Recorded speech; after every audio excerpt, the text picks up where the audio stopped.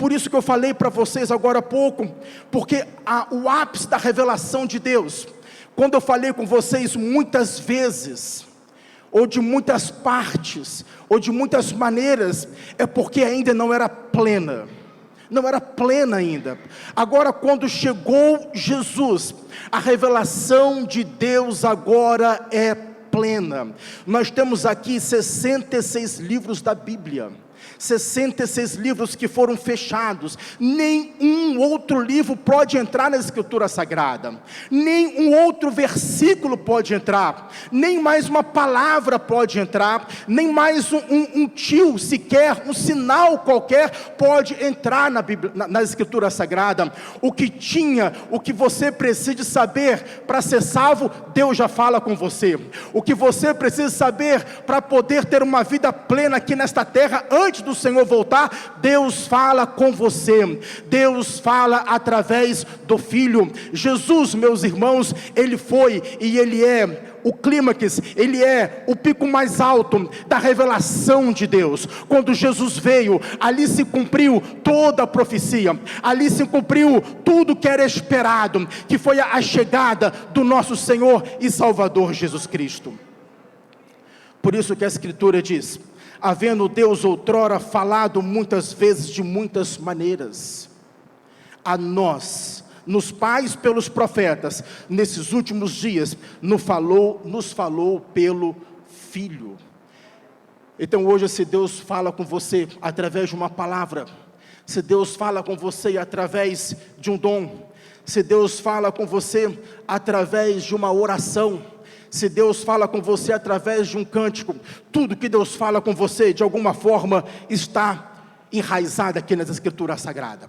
Tudo que Deus vai falar com você, de alguma forma, tem âncora na palavra de Deus. Toda voz de Deus que ecoa hoje, ela parte das Escrituras Sagradas. Todo dom que é exercido hoje, ele parte da sua base, da palavra de Deus. Aqui é onde nós estamos realmente ancorados, meus irmãos. Então agora o escritor de Hebreus, ele, como em Jesus se cumpre esse ponto mais alto da revelação, então ele vai falar agora sete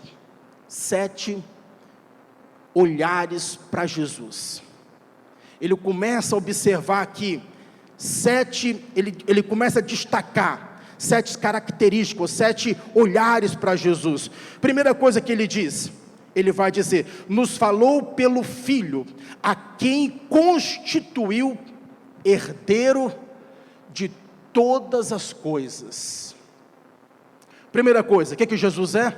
Herdeiro de todas as coisas. Você pode estar pensando bem assim: então antes ele não era?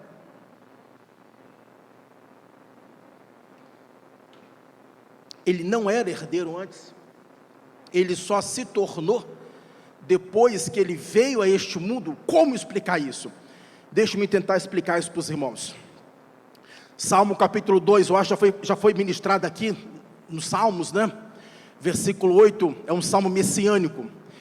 Os irmãos não precisam de ler, mas lá está bem assim: pede-me e eu te darei as nações por herança. Eu já falei para os irmãos e volto a repetir. Satanás, em certa ocasião, ele propôs para Jesus lá no monte, ele falou: se tu me adorares, te darei o reino, os reinos.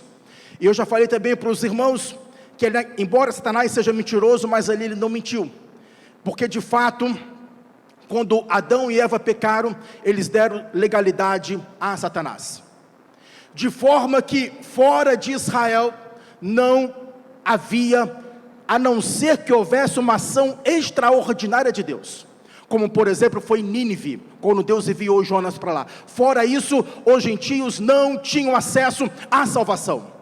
E eu digo isso claramente para os irmãos: se Jesus não tivesse vindo, meus irmãos, nenhum de vocês estariam aqui.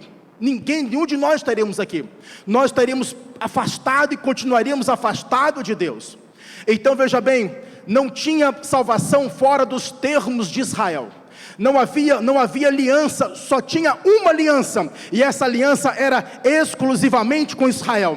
Ela passava por Abraão, ela passava por Isaac, passava ali por Davi, e era estritamente em Israel. Mas quando Jesus morreu, meus irmãos, então a Bíblia diz que o véu se rasgou. Quando o véu se rasgou, quer dizer que agora a salvação é para toda a humanidade. Agora não há mais barreiras. Irmãos, antes de Jesus morrer, era um perigo querer evangelizar ou querer levar a palavra fora de Israel. Jesus, por 2 vezes, ele colocou o pé fora de Israel. Uma foi em Gadara, e quando ele acaba de chegar em Gadara, ele é acometido por legiões de demônios que ali estavam. A outra ocasião foi quando Jesus foi em Tiro e Sidom, e também ali demônios vão contra ele. Ninguém estaria preparado, não tinha como fazer missões se não fosse Jesus, não tinha como levar a palavra para fora se não fosse o Senhor, ficaria restrito a Israel. Mas agora, quando está dizendo que ele morreu, ou seja, aquilo que pertencia de alguma forma juridicamente a Satanás, Deus agora quebra isso através da morte de Jesus. E agora o adversário, ele não mais tem legalidade em nação nenhuma, ele não mais tem poder em nação nenhuma. Ele pode impedir eu de entrar, ele pode impedir você de entrar. Talvez algum país tenha um regime fechado, seja um islamismo, seja alguma coisa que impeça de entrar, mas ele não pode impedir o Senhor de falar aquelas pessoas. Não existe uma nação neste mundo em que Deus não está falando nesse exato momento. Pense nos países mais difíceis, nos países mais fechados, como a Nigéria, alguns países da África, alguns países da Ásia ou da